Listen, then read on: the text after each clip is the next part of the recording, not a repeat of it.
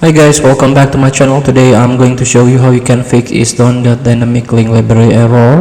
It's not found any file specified, ISArcExtract error, like this. So usually you encounter this error because of you install a repack installer. So in order to fix these issues, you can stop the installation and try to move the installer folder or install location to your local DC, or vice versa, local DC or local disk D.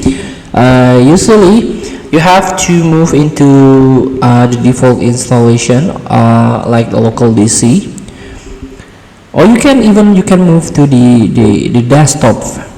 So then try to rerun the installer. If that solution not working, so you can try to increase the Windows page file or virtual memory by opening system properties. So you can hold Windows key and R key and open the Isdone.cpl.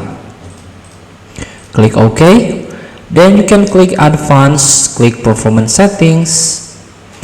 And under performance option, there are 3 tabs. Click the middle one, the advanced. Then there is a virtual memory. A paging file is an area on the hard disk that Windows uses as if it were RAM. So here you can click change. Untick this box. You can do manually manage paging file size for all drive now. Click custom size and fill the initial size by 400 and maximum size by 3000.